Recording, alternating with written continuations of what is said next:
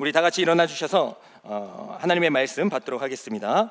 오늘 하나님께서 우리에게 주시는 말씀은 에베소서 5장 17절부터 18절까지의 말씀입니다.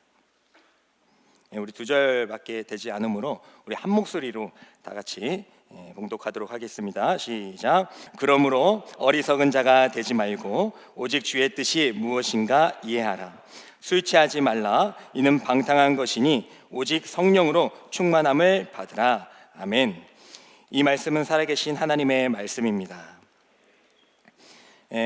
오늘 본문은 이제 특별 본문으로 함께 말씀을 나누겠습니다. 우리가 지금 레위기 말씀을 묵상하고 있는 가운데 있지만은 사실 그 청년의 시기에 이제 술에 관한 문제 때문에 많은 고민과 또 상담 요청들이 있어서 이걸 언제 한번 함께 다 다루고 나눌까 이렇게 생각을 하고 있다가 그러다가 이제 또 이제 새 학기가 또 이제 곧 또 9월달에 시작하지 않습니까? 그래서 좀 일찍 다뤄야겠다라는 생각을 가지고 오늘 이 말씀을 준비했습니다. 그래서 오늘 이 말씀을 함께 나누면서 여러분들 다시 한번 도전하시고 또 하나님의 뜻에 가까워지는 시간이 될 줄 믿습니다.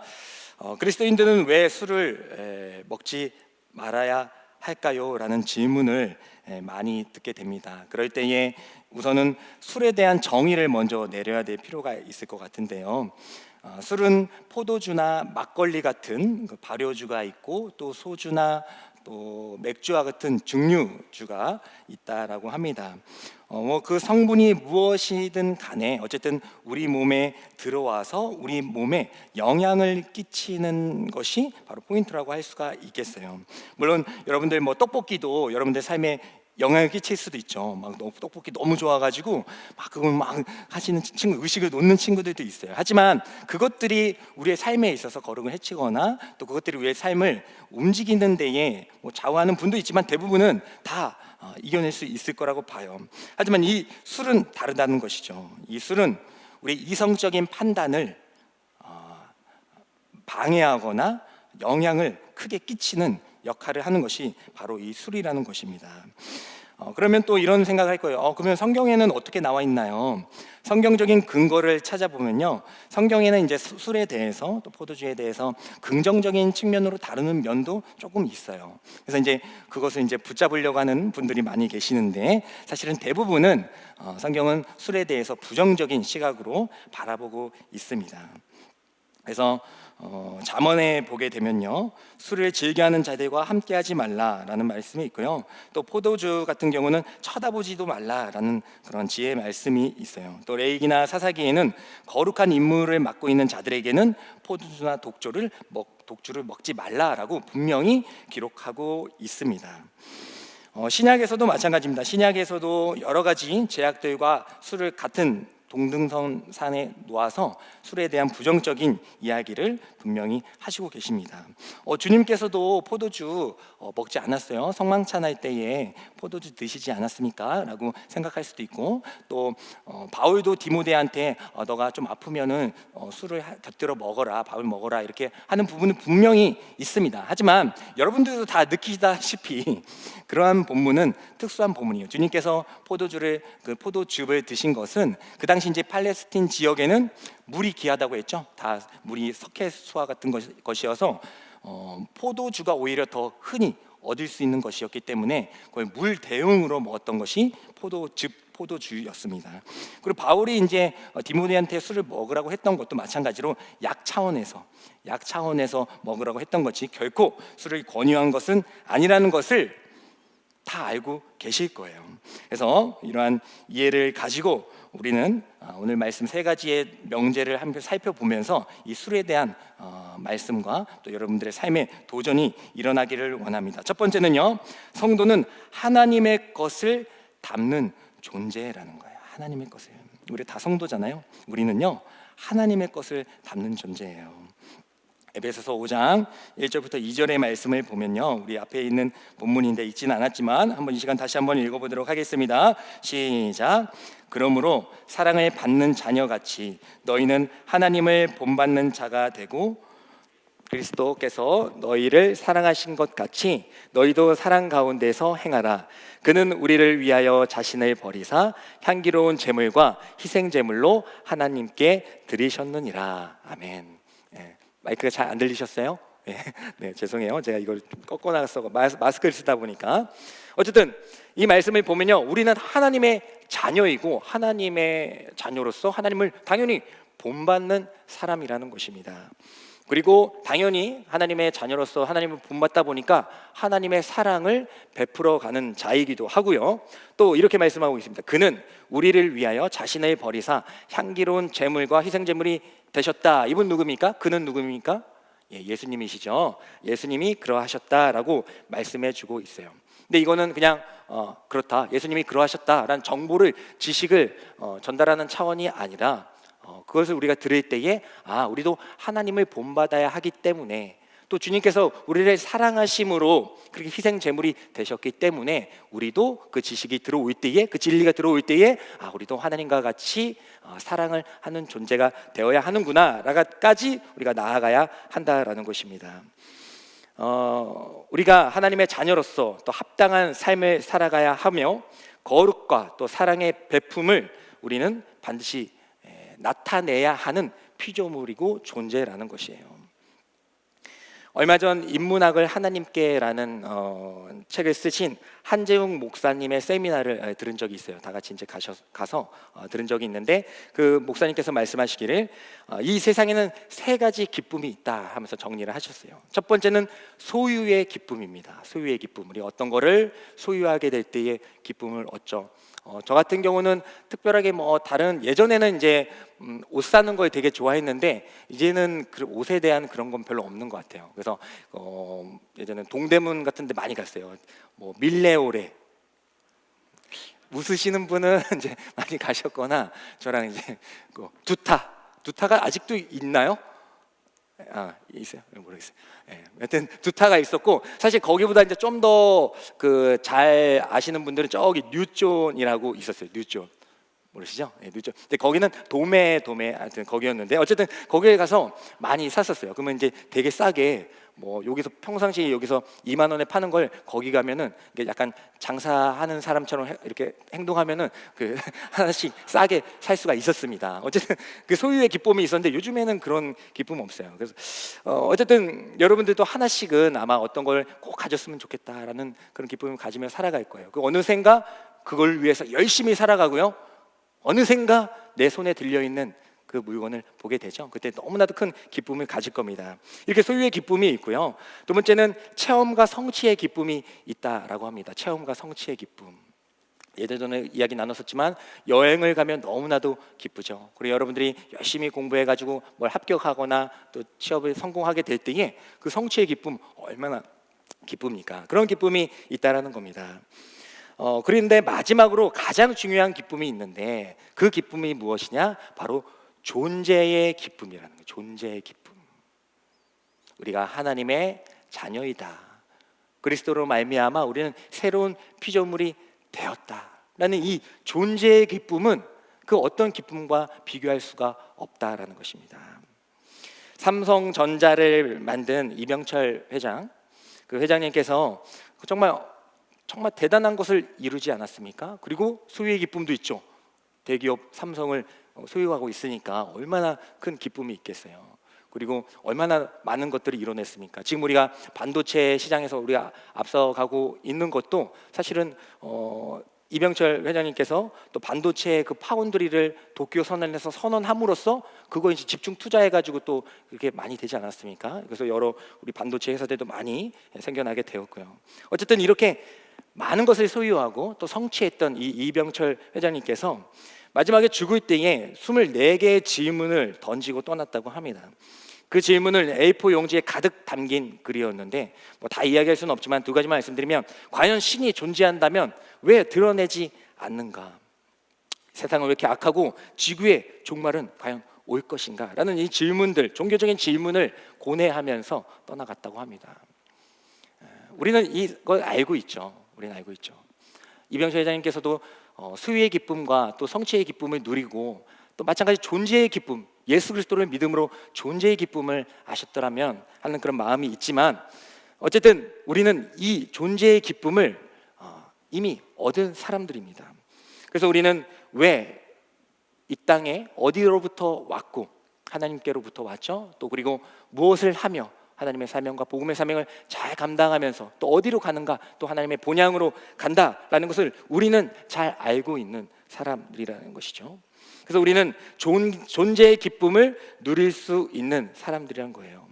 그런데 그 존재의 기쁨을 누릴 때에 그 안에 또 무엇을 담고 있는가가 중요한데, 우리는 이 세상을 살아갈 때에 이 세상의 많은 것들을 담고 살아요. 그죠?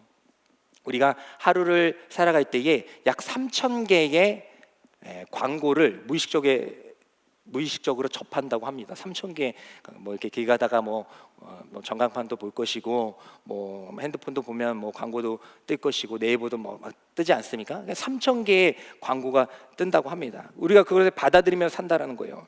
뭐 식사할 때 냅킨에도 뭐 심지어 달려 있지 않습니까? 어쨌든 그 광고들이 전하는 그 메시지는 너의 삶을 만족시키기 위해서는 내가 필요하다. 그러니까 나를 가져라. 나를 가지고 그것을 성취하라. 이렇게 말하는 것 같습니다. 하지만 성도는 이 세상의 것들로 채우는 것이 아니죠. 성도는, 하나님의 자녀는, 그리고 새로운 피조물이 된 우리는 바로 이 세상의 것들로 채워 만족함을 누리는 것이 아니라 하나님의 것들로 채워서 만족함을 누리는 사람인 줄 믿습니다. 그렇게 하나님의 것으로 채우는 자에게는 이제 분명한 목적과 존재 의식을 갖게 되는데요. 오늘 에베소서 5장 8절부터 10절의 말씀을 보면 우리가 어떤 존재 의식으로 살아가야 하는지 한번 읽어보도록 하겠습니다. 읽겠습니다. 시작. 너희가 전에는 어둠이더니 이제는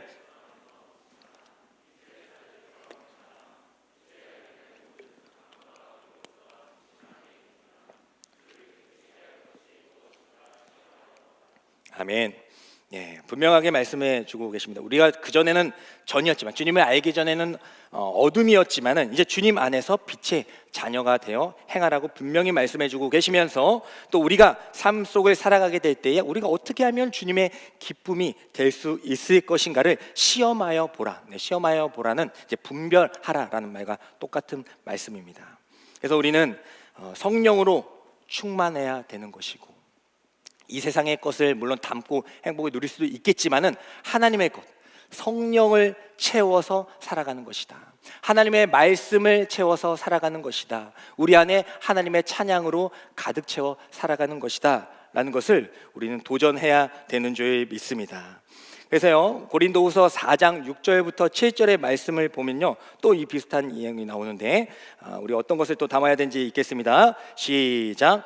어두운 데에 빛이 빛이라 말씀하셨던 그 하나님께서 예수 그리스도의 얼굴에 있는 하나님의 영광을 아는 빛을 우리 마음에 비추셨느니라.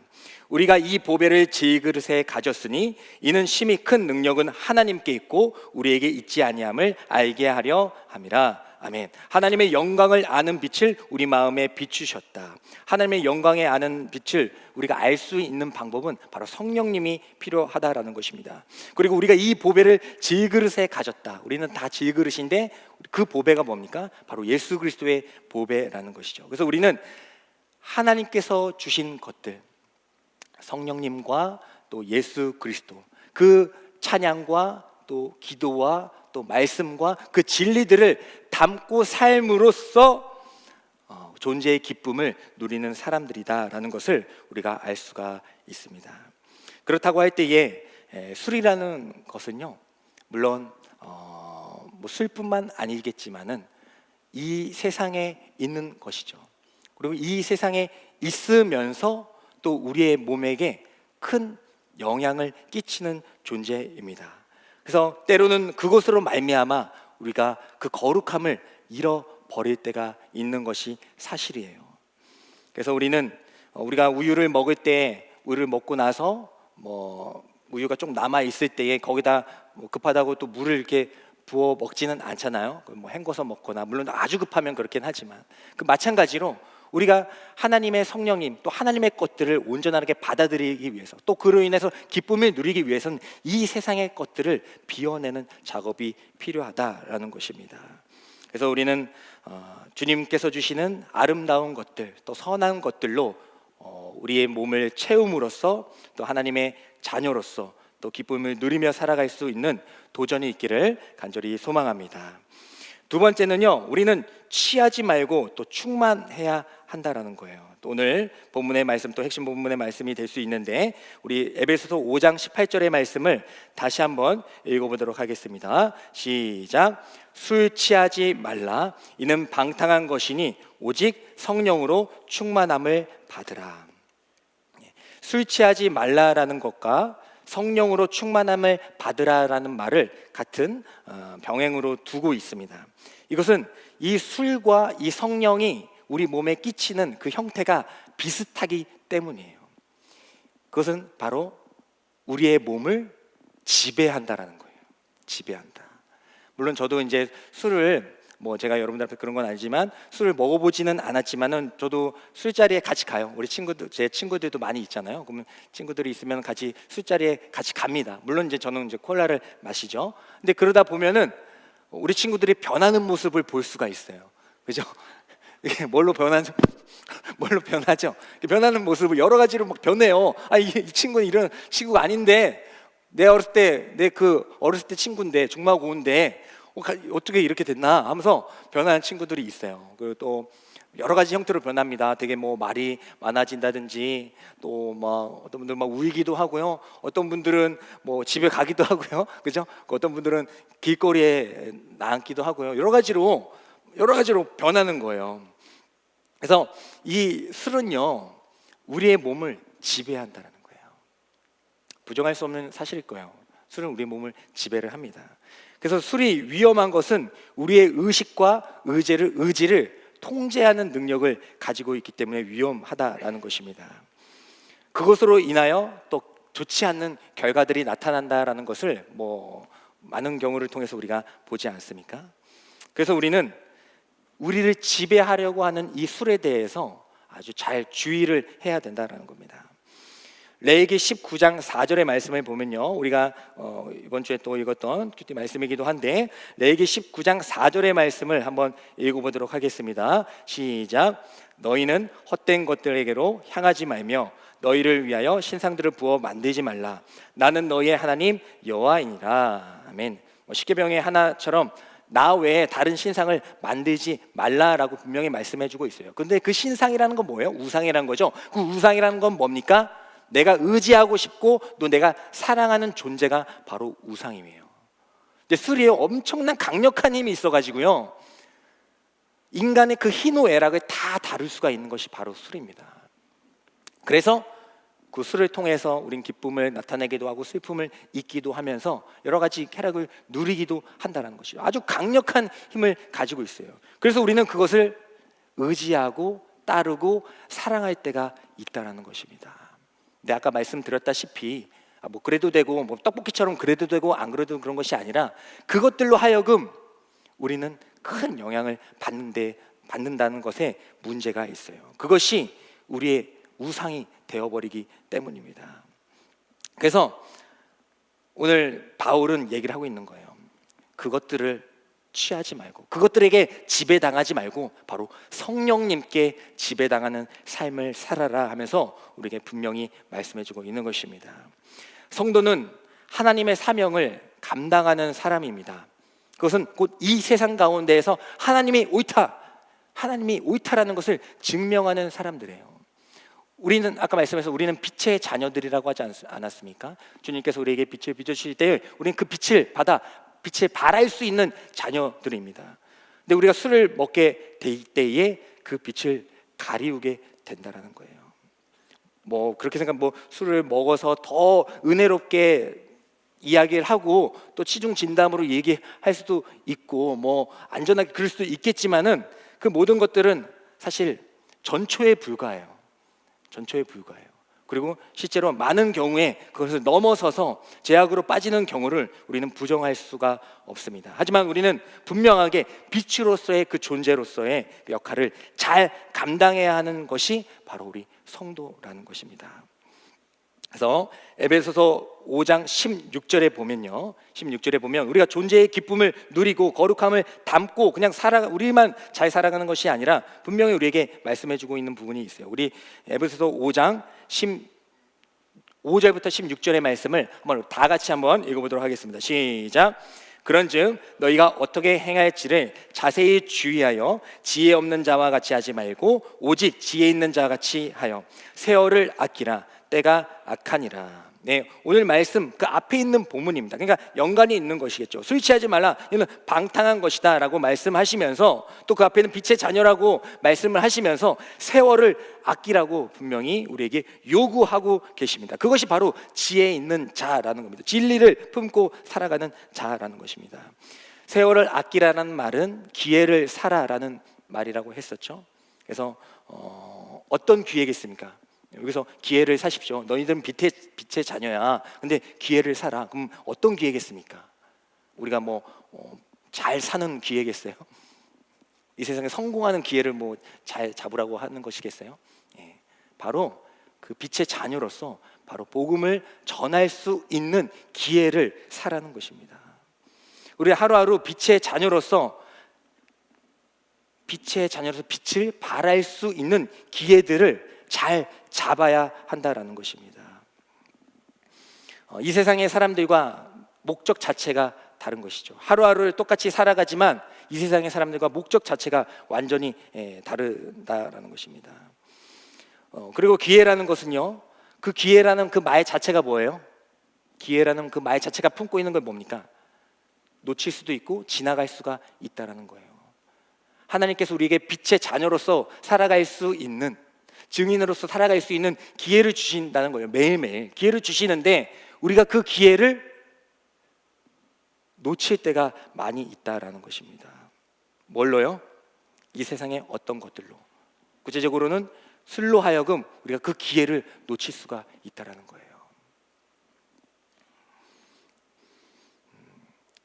하나님께서는 우리에게 복음을 전할 수 있는 은혜를 허락하여 주셨습니다. 그리고 그 기회를 분명히 잡으라고 말씀해 주고 계십니다. 그래서 우리는 그 기회를 사기 위해서, 그 복음을 전할 수 있는 기회를 놓치지 않기 위해서 부단히 노력하고 애를 써야 하는 것입니다.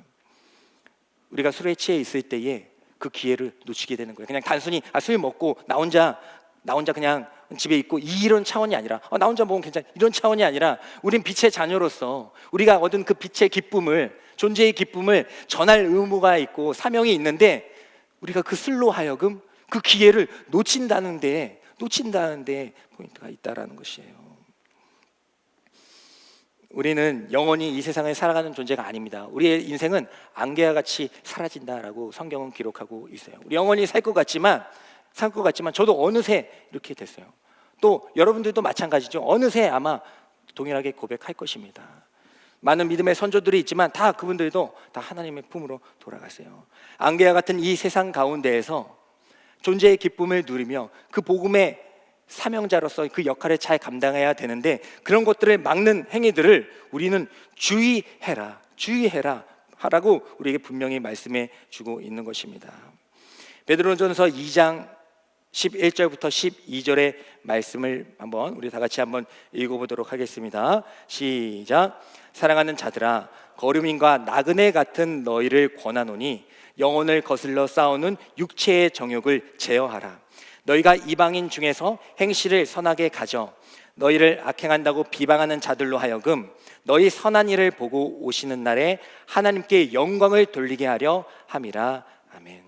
우리를 나그네 또 거류민으로 이야기를 하고 있습니다. 그러니까 우리는 잠시 왔다 가는 삶을 살아가시는 거고, 우리는 잠시 왔다 갈 때에 물론 그것이 이제 배경이 될 수가 있겠지만은 그때에 우리는 빛의 자녀로서 하나님의 말씀을 전할 수 있는 기회를 잡으면서 살아가야 한다는 것입니다. 하지만 그렇게 하기 위해서는 영혼을 거슬려서 우리는 육체의 정욕과 늘 싸워 맞서야 된다라는 것이죠. 그래서 결국 우리는 그렇게 하나님의 뜻에 합당하게 살아갈 때에 영광을 돌릴 수가 있다라고 분명히 말씀해 주고 있습니다. 그래서 우리는 빛으로 살아가면서 하나님이 옳습니다. 희노애락이요, 물론 술로도 풀 수가 있죠. 하지만 그보다 더 큰 하나님의 진리의 말씀을 품고 또 그것을 담고 복음을 담고 살아가게 될 때에 희노애락을 뛰어넘는 하나님의 은혜로 그것들을 다 누리며 살아갈 수가 있습니다라는 것을 삶으로 증명해야 되는 것이 바로 성도의 사명이자 임무인 줄 믿습니다. 그러면 이 정도로 또 말을 했지만 또 틈이 있지 않습니까? 그러면 목사님, 술은 술인데 여기는 이제 취하지 말라고 했으니까, 우리 늘 하는 거 있죠? 취하지 말라고 했으니까 뭐 해도 되는 거 아니에요?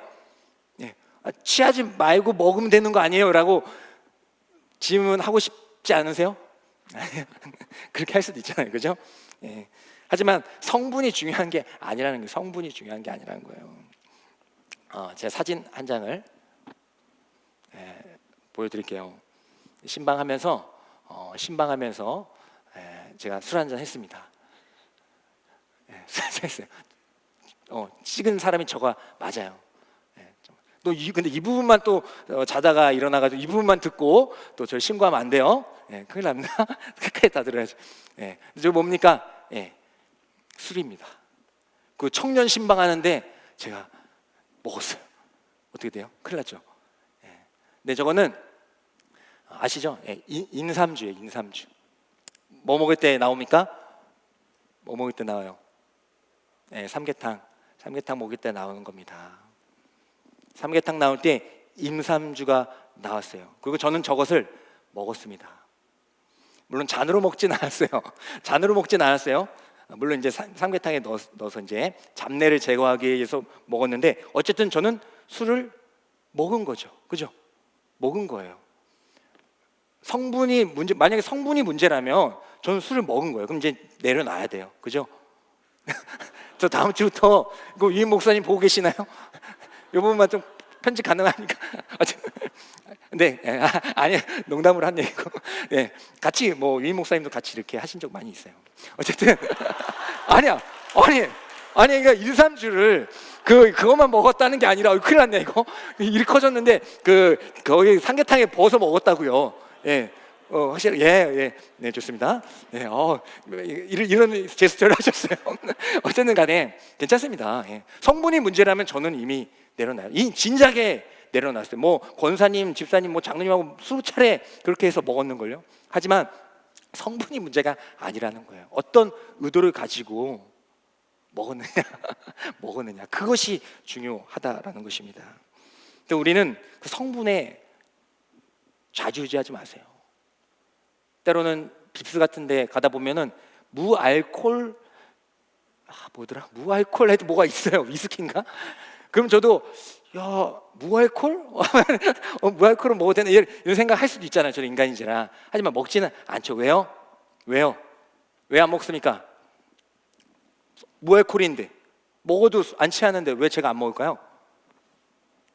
바로 교회의 덕을 세우기 위해서예요. 먹어도 안 취할 자신이 있어요. 진짜 술을 먹어도 아마 저희 아버님도 술 드시는 걸 제가 봤기 때문에 제가 아마 술 먹어도 아마 대자로 잘 먹을 겁니다. 물론 먹으진 않았지만 잘 먹을 거예요. 버틸 수 있을 거예요. 하지만 저는 먹지 않습니다. 왜요? 교회의 덕을 세우기 위해서입니다. 우리들이 술을 먹지 말아야 할 또 분명한 이유는요, 우리는 하나님께서 세우신 사명자이기 때문입니다. 만약에 제가 여러분들에게 신방에 가가지고 저런 인삼주가 아니고 부어 먹는 게 아니고 여러분들과 더 진솔한 이야기를 끌어내기 위해서 또 함께 더 최종 진담을 하기 위해서 술을 먹으면서 신방을 한다, 아마 좋아하시는 분도 계실 수도 있을 거예요. 그죠? 그렇게 목사님이 되게 자유롭게 하신다고 하면서 더 저를 받아들이는 분들도 있을 수도 있을 것입니다. 하지만 그런 달콤한 유혹에도 불구하고 그렇지 않죠. 왜요? 교회의 덕을 세우기 위해서예요. 그전에도 말씀드렸지만 제 친구 중에는 네가 술 한 잔만 먹으면, 제가 얼마나 많은 그런 걸 많이 당했겠어요. 네가 술 한 잔만 먹으면 내가 교회 다니겠다. 그리고 그 친구는 정말로 그 술 한 잔만 제가 먹으면은 교회 다닐 친구입니다. 그냥 빈말로 하는 친구는 아니에요. 하지만 저는 먹지 않습니다. 군대에서도 막 회식합니다. 회식하면요 다 막 따라줘요. 뭐 열애 없어요. 다 해요. 하지만 저도 그때는 안 먹죠. 왜요? 혹여나 이제 거기 또 믿는 그런 분들이 계신데 혹여나 저로 하여금 또 그런 마음이 들까봐 그래서 먹지를 않습니다. 그리고 미국에는요 실제로 뭐 맥주 같은 거를 뭐 그냥 음료수처럼 드시는 목사님들도 많이 있다고 합니다. 어떤 특정 교단에 한해서 가볍게 맥주 같은 것을 이제 드시는 것이죠. 어쨌든 우리는 교회의 덕을 세우기 위해서 술을 자제해야 하는 것입니다. 저는 목사가 아니잖아요. 저는 목장도 아닌데요. 이렇게 생각할 수도 있겠어요. 하지만 그럼에도 불구하고 제가 여러분들에게 다 같이 동일하게 권유하는 것은 여러분들은 계속 목원으로 있을 것이 아니기 때문이에요. 여러분은 결국 하나님께 부르심을 받고 또 응답하여서 또 하나님의 귀한 리더로서의 역할을 잘 감당하실 분들입니다. 그때에 우리는 이 말씀을 기억해야 한다는 거예요. 물론 지금도 고민하고 있고 또 여러 가지로 힘든 그런 가운 마음을 갖고 있는 친구들도 있을 거예요. 하지만 제가 그럼에도 불구하고 여러분들에게 이렇게 이야기할 수 있는 것은 하나님이 그것을 원하시기 때문입니다. 여러분 저를 아시는 분은 조금 아시겠지만 제가 싫은 소리 하거나 좀 약간 그런 말들을 하는 거 잘 못해요. 하지만 이 강단에서만큼은 제 얘기를 하는 거예요. 제 뜻을 전하는 게 아니기 때문에 전할 수밖에 없어요. 하나님께서는요, 여러분들이 가장 정결하고 가장 아름다운 것들을 담고 살아가길 원하세요. 그리고 한 명 한 명을 다 부르셔서 하나님의 귀한 자녀들로 삼아 주실 것이고 또 여러분들을 통하여서 많은 이들이 하나님께로 돌아온 역사를 분명히 이루실 것입니다. 그때를 위해서요, 지금까지는 어떻게 됐고 상관없이 이제부터라도 우리가 이 말씀을 기억하면서 분명하게 도전할 수 있기를 원합니다. 고린도 교회에서요, 우상 제물이 있었어요. 그러니까 고린도 교회에도 이제 제사를 막 드리잖아요. 그러면 거기 신전이 있어요. 우상에 대한 신전이 있어요. 그러면 신전에 이제 여러 가지 고기나 그런 걸 바치겠죠. 근데 그 바치고 남은 음식들이 남을 거 아니에요. 그럼 그 음식들을 본인들이 나눠 먹고 다 처리하지 못하니까 시장에 갖다 팝니다. 고린도 시장에 갖다 팔아요. 그러면 시장에서 이제 그것을 보고 사람들이 막 사겠죠. 근데 딱 봐도 이거는 신전에 바쳤던 우상에 바쳤던 제물이 음식이었구나라는 것을 표를 알 수가 있었어요. 그때에 이제 그것을 보고 고린도 교회가 갈라지게 됩니다. 어떤 성도님들은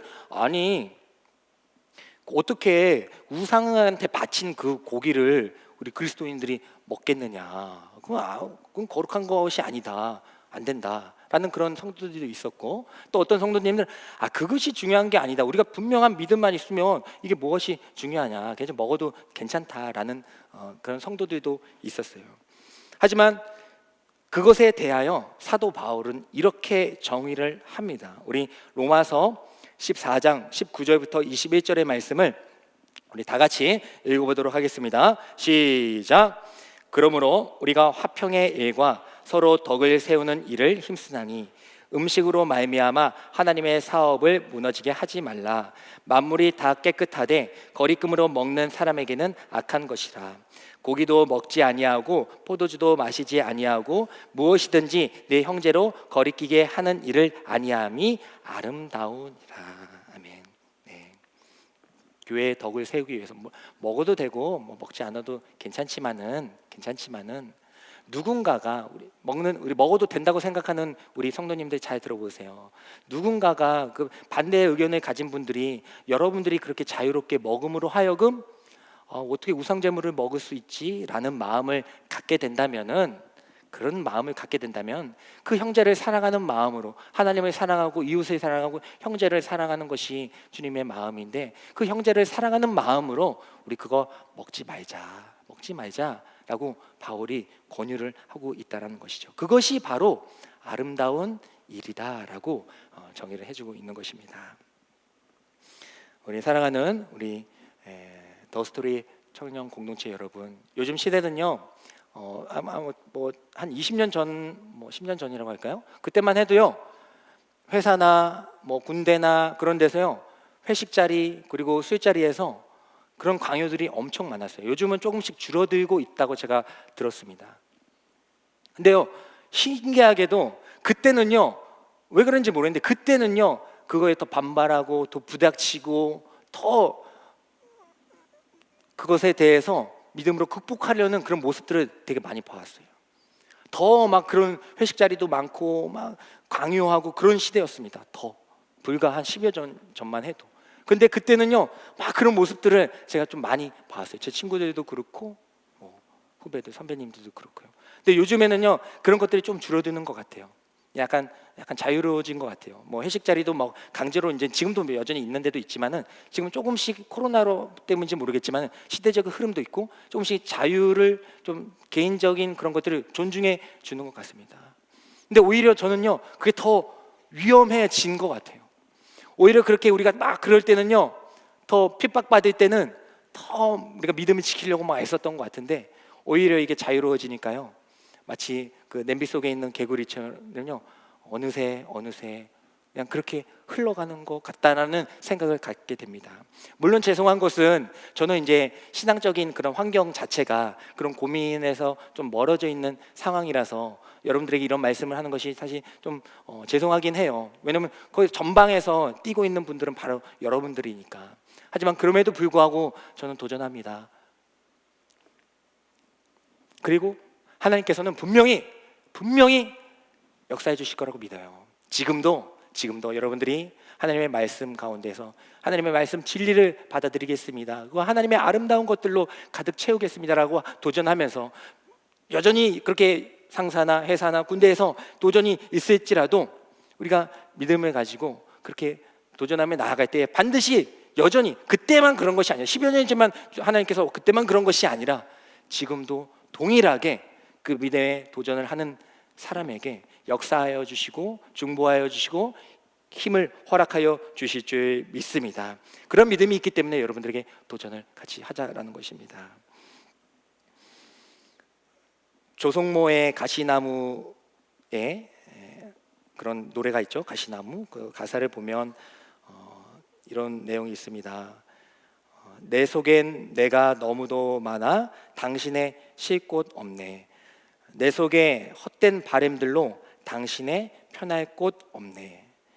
내 속엔 내가 어쩔 수 없는 어둠, 당신의 쉴 자리를 뺏고 내 속엔 내가 이길 수 없는 슬픔, 무성한 가시나무 숲 같네.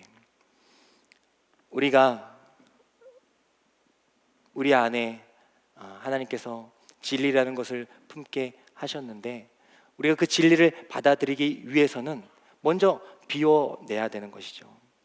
우유를 따랐을지라도 더러웠을지라도 우리가 먹기 위해서 다시 물로 헹궈서 깨끗하게 하는 것처럼 우리가 다시 하나님의 말씀과 진리를 온전히 받아들이며 그 존재의 기쁨을 누리기 위해서 우리가 이 세상의 것들을 비워내는 작업을 해야 되는 줄 믿습니다. 그럴 때에 주님께서 들어오신 거예요. 주님께서 겨우 막 들어오셨는데 겨우 막 우리 마음과 들어오셨는데 주님이 앉을 곳이 없어요. 주님이 쉴 곳이 없어요. 우리 안에 우리가 빛과 소금으로서 빛으로서 그 어둠을 물리치고 어둠을 밝혀야 되는데 우리가 그 어둠을 같이 살아간다고 세상 속에 살아가야 되니까 우리가 빛을 가리면서까지 동화되는 것을 주님께서는 원하지 않으십니다. 빛의 존재로 끝까지 남은 상태에서 정결한 상태로 주님을 모실 수 있는 성령님을 모실 수 있는 저와 여러분들이 되기를 간절히 소망합니다. 하나님께서는 성령의 지배를 받기를 원하세요. 여러분들이 성령의 지배를 받기를 원하십니다. 그 성령의 지배를 받기 위해서는 성령님을 먼저 구해야겠죠. 네, 똑같이 살아가면서 똑같이 행동하면서 성령님을 구하면 오지 않아요. 간절한 마음으로 예수님과 같아요. 성령님은 예수님과 같아서 간절한 마음으로 주님 내 안에 오시옵소서.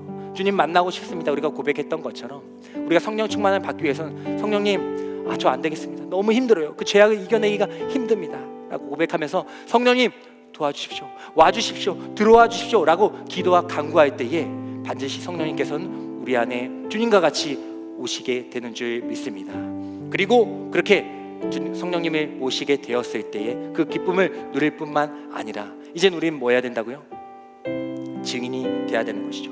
오직 성령이 너희에게 임하시면 너희가 권능을 받고 온 유대와 사마리와 땅끝까지 이르러 내 증인이 되리라.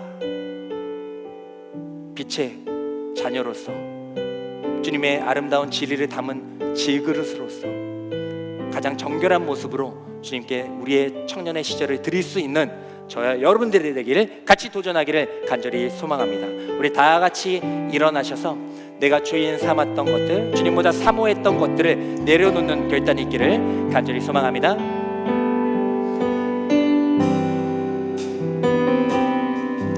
내가 주인 삼은 모든 것 내려놓고 내 주 대신 주 앞에 나가 내가 사랑했던 모든 것 내려놓고 주님만 사랑해. 다시 한번 고백합니다. 내가 주인 삼은, 내가 주인 삼은 모든 것 내려놓고 내 주 대신 주 앞에 나가 내가 사랑했던 모든 것 내려놓고 주님만 사랑해.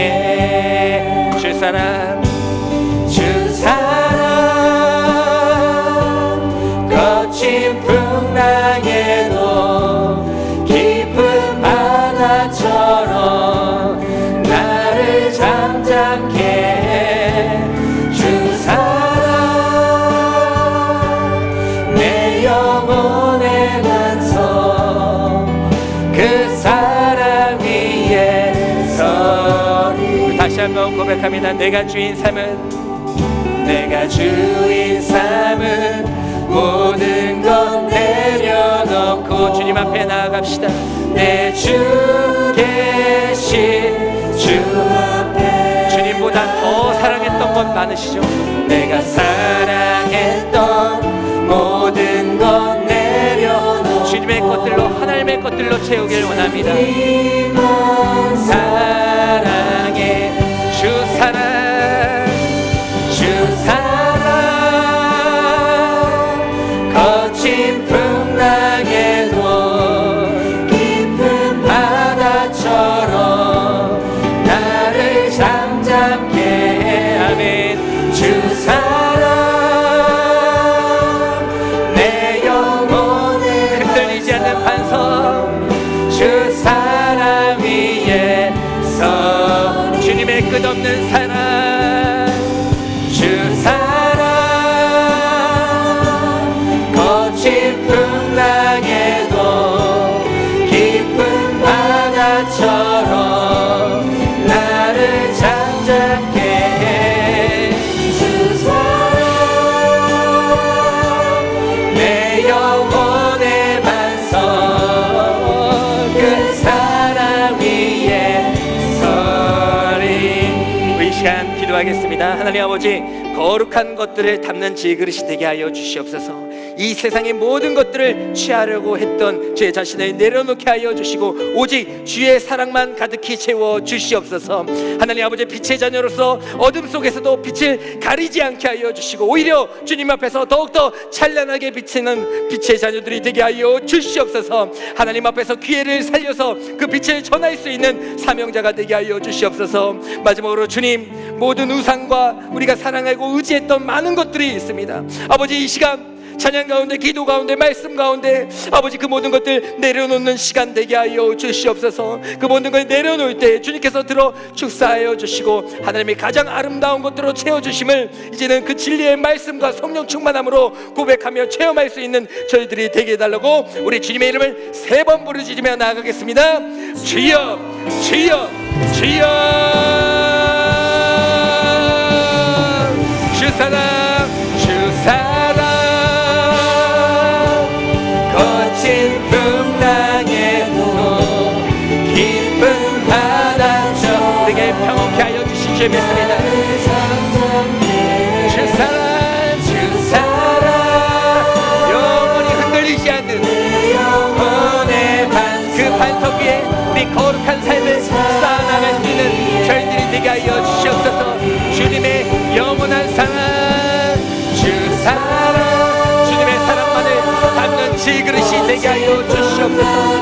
어떤 어려움이 있을지라도 세상의 거친 풍파가 한번 몰아칠지라도 빛의 자녀로서의 사명을 잊지 않게 하여 주시옵소서. 비어있는 내 마음, 고마워 온전스러운 이 마음을 주님의 사랑과 주님의 은혜로 말씀으로 채워 살아갈 수 있는 저희들이 되게 하여 주시옵소서. 마지막으로 고백합니다. 주사랑 주사랑 거친 풍랑에도 깊은 바다처럼 나를 잠잠케 해. 주사랑 내 영혼의 만성 그 사랑 위에 서리. 사랑의 하나님 아버지 감사합니다.